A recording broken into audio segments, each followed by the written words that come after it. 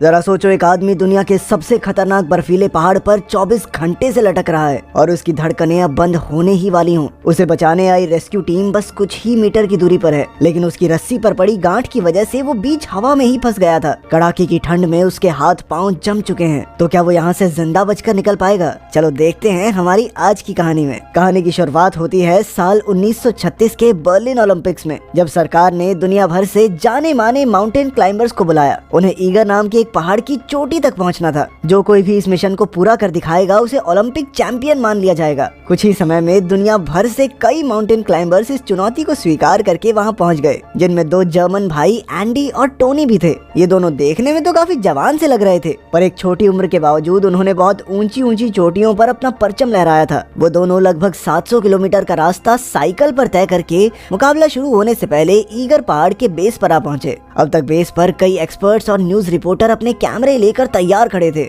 इस पहाड़ की चढ़ाई एकदम सीधी थी, तो दोनों भाइयों ने लगभग 10 दिन तक सोच विचार करके अपना रास्ता तय किया। साथ ही उन्होंने रास्ते पर जगह जगह काम के औजार और खाना भी रखा, ताकि उन्हें चढ़ाई के दिन कोई तकलीफ न आए। आखिरकार एक चांदनी रात को वो पहाड़ चढ़ने निकल पड़े, लेकिन जैसे जैसे दिन चढ़ा वैसे ही बाकी खिलाड़ी भी तेजी से आगे बढ़ने लगे और धीरे धीरे मुश्किलों की शुरुआत हो गई। टोनी पत्थर पर रस्सी बांधने के लिए कील ठोक रहा था कि अचानक थोड़े पत्थर नीचे गिरने लगे। एंडी ने ये आवाज सुनी तो वो तुरंत हट गया, मगर ये पत्थर सीधा हेनरी नाम के एक ऑस्ट्रेलियन खिलाड़ी को लग गए और उसके माथे से खून बहने लगा। उसे देखकर एडी नाम का एक खिलाड़ी कहने लगा कि भाई तू इलाज करवा ले नीचे जाके, मगर हेनरी अपने देश की फौज की तरफ से आया था और वो यूं ही हार कर वापस लौटने को तैयार नहीं था। इसीलिए उसने किसी भी हाल में चढ़ाई जारी रखने का फैसला किया। इसके बाद जब टोनी और एंडी 2800 मीटर ऊपर पहुंच गए तो उन्हें एहसास हुआ कि यहाँ से तो पहाड़ भाई एकदम सीधा है, इससे ऊपर जाना एकदम नामुमकिन लग रहा था। तब एंडी ने एक खतरनाक रास्ता निकाला, जिसके मुताबिक वो लटक कर पहाड़ की दूसरी साइड जाएंगे और वहाँ से चढ़ाई जारी रखेंगे। हालांकि इसे अंजाम देना बेहद खतरनाक था,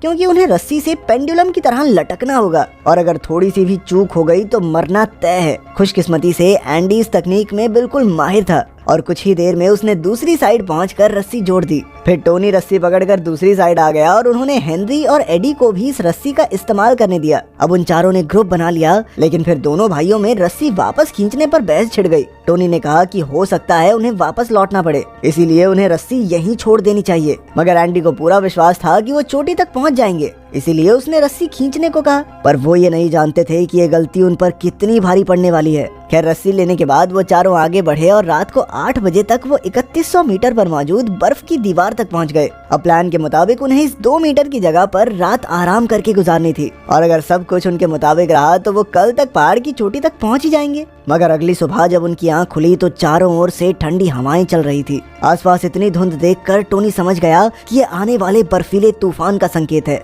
अब उन्होंने तुरंत ही अपने सफर पर आगे बढ़ने का फैसला किया। चढ़ते हुए एंडी को बर्फ में दफन एक बैग दिखा और उसे लगा कि कुछ खिलाड़ियों ने बाकियों के लिए सामान छोड़ दिया होगा। उसने तुरंत ही टोनी को बुलाया और वो दोनों खुश होकर बर्फ खोदने लगे। मगर ये कोई बैग नहीं बल्कि एक खिलाड़ी की लाश थी। शायद ये खिलाड़ी उनसे पहले यहाँ तक पहुँच गया होगा, मगर बर्फ के नीचे दबकर अपनी जान से हाथ धो बैठा। तभी हेनरी और एडी भी चलते चलते उनके पास पहुँचे और फिर चारों ने आपस में सलाह करके उस मरे हुए खिलाड़ी की लाश को बेस की ओर फेंक दिया। फिर भारी मन से वो सब आगे बढ़े और जल्द ही 3350 मीटर की ऊंचाई पर पहुंच गए। अब चढ़ाई पहले से भी ज्यादा मुश्किल होती जा रही थी। एक दूसरे की सुरक्षा के लिए उन्होंने अपनी रस्सियों को एक साथ बांधने का फैसला किया, लेकिन यही रस्सी की गांठ थी जहां से सारी बाजी पलटने वाली है। एक दिन पहले हेनरी के सर पर जो पत्थर से चोट लगी थी, उसकी वजह से उसे चीजें समझने में थोड़ी परेशानी हो रही थी। वो चारों अब एक साथ रस्सी से बंधे थे और चढ़ाई चढ़ते हुए अचानक हेनरी का हाथ छूट गया और अब वो सीधा नीचे गिर रहा था। उसी के साथ एडी भी लटक गया।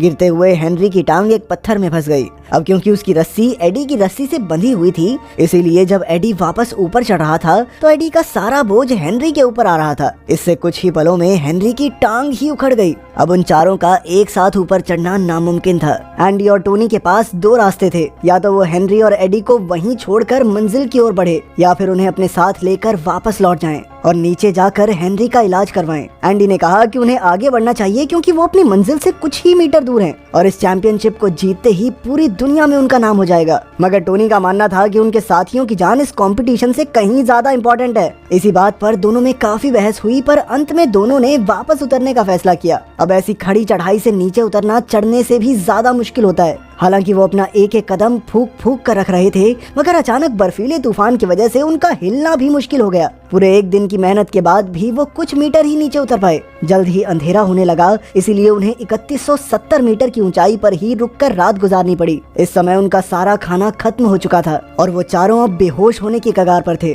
ऊपर से मौसम और भी ज्यादा बिगड़ता जा रहा था। खैर, जैसे तैसे अगले दिन काफी मशक्कत के बाद वो सब उसी जगह पर पहुंच गए जहां वो दूसरी साइड से रस्सी लगाकर आए थे। मगर एंडी के रस्सी निकालने के फैसले की वजह से अब दूसरी साइड वापस जाने के लिए कोई रस्सी नहीं थी। एंडी ने एक बार फिर से अपनी रस्सी से पेंडुलम की तरह लटक कर दूसरी तरफ को जाने की कोशिश की, मगर दूसरी तरफ का पहाड़ अब पूरी तरह से बर्फ से ढक चुका था। काफी सारी कोशिशों के बावजूद भी एंडी किसी पत्थर को पकड़ नहीं पाया और काफी ज्यादा थक गया। इस तरह जिस रास्ते से वो आए थे वहीं से वापस लौटना उन्हें नामुमकिन दिखाई दिया। इसलिए अब उनके पास यहीं से सीधा नीचे उतरने के अलावा और कोई चारा नहीं था। हड्डियां जमा देने वाली ठंड में उन्होंने सबसे पहले अपने जख्मी साथी को नीचे भेजने का फैसला किया, लेकिन इससे पहले कि हेनरी नीचे पहुंच पाता, अचानक ऊपर से बर्फ के बड़े बड़े टुकड़े उन पर गिर पड़े। अचानक आई इस मुसीबत की वजह से एंडी का हाथ छूट गया और वो नीचे गिरने लगा। एंडी के गिरने से एडी की रस्सी भी छूट गई और वो तेजी से गिरता हुआ एक बर्फीले पत्थर से टकरा गया और उसकी मौके पर ही मौत हो गई। जब एंडी को होश आया तो उसने देखा कि वो रस्सी से लटका हुआ था। हालांकि उसकी हालत बेहद खराब थी, पर उसके अंदर जीने के जज्बे ने उसे ऊपर चढ़ने को कहा। ऊपर चढ़ते हुए उसने देखा कि एडी मर चुका था, मगर यह शोक मनाने का समय नहीं था, इसीलिए वो चुपचाप आगे बढ़ता रहा। मगर कुछ ही पलों में एक और बड़ी मुसीबत उनके सामने आ गई। जिस जंजीर से उन्होंने अपनी रस्सी बांधी थी, उसकी पकड़ धीरे धीरे छूटती जा रही थी। टोनी के काफी कोशिश करने के बाद भी जब उसकी पकड़ मजबूत नहीं हुई, तो एंडी समझ गया कि अब ये जंजीर 4 लोगों का बोझ नहीं झेल सकती। आखिरकार अपने भाई टोनी की जान बचाने के लिए एंडी ने अपनी रस्सी काट डाली। इससे वो भी हेनरी और एडी के साथ खाई में गिर गया। अब उन 4 लोगों की टीम में से सिर्फ टोनी ही जिंदा बचा था। वो अपने भाई की मौत पर फूट फूट कर रोया, पर अब अपनी जान की हिफाजत करना भी जरूरी था। इसीलिए उसने अपना स्लीपिंग बैग निकाल कर यहीं पर इंतजार करने का फैसला किया। पर बैग खोलने की हड़बड़ी में अचानक बैग उसके हाथ से फिसलकर सीधा खाई में गिर गया। अब टोनी का दिल बैठने लगा, क्योंकि बिना स्लीपिंग बैग के वो ज्यादा देर तक जिंदा नहीं रह सकता। मगर जल्द ही उसे एक रेस्क्यू टीम के आने की आवाज सुनाई दी। असल में बेस पर मौजूद रिपोर्टर्स को एहसास हो गया था कि पहाड़ पर खिलाड़ियों को काफी मुश्किलें आ रही हैं। इसीलिए उन्होंने मुसीबत में फंसे हुए खिलाड़ियों को निकालने के लिए रेस्क्यू टीम्स भेजी। जब रेस्क्यू टीम को टोनी की मदद की गुहार सुनाई दी तो उन्होंने तुरंत उसकी लोकेशन का पता लगाया, लेकिन बर्फीले तूफान ने कई कोशिशों के बाद भी उन्हें टोनी तक पहुंचने नहीं दिया। इसीलिए उन्हें ना चाहते हुए भी टोनी को अकेला छोड़कर वहां से लौटना पड़ा। उस रात टोनी गहरे दुख में डूब गया। उसने अकेले जैसे तैसे सिकुड़कर पहाड़ पर रात गुजारी। खैर, खुशकिस्मती से अगले दिन मौसम थोड़ा ठीक हो गया और रेस्क्यू टीम एक बार फिर से उसे बचाने निकल पड़ी। जब उन्होंने देखा कि पूरी रात बर्फीली हवाओं और कड़ाके की ठंड में लटके रहने के बाद भी टोनी जिंदा था, तो उन सबके होश ही उड़ गए। अब उन्होंने रेस्क्यू प्लान बनाया, मगर इसके लिए टोनी को रस्सी से नीचे आकर उन तक पहुंचना होगा। पर मुश्किल ये थी कि टोनी की रस्सी इतनी लंबी नहीं थी। इसीलिए रेस्क्यू टीम ने उसे अपने पेट पर बंधी रस्सी को खोलकर उसके 4 हिस्से करके उनसे एक लंबी रस्सी बनाने को कहा, जिसके सहारे वो रेस्क्यू टीम तक पहुंच सके। पहाड़ चढ़ने वाले लोग अक्सर इस तकनीक का इस्तेमाल करते हैं, पर बेचारे टोनी के शरीर की ताकत लगभग खत्म हो चुकी थी।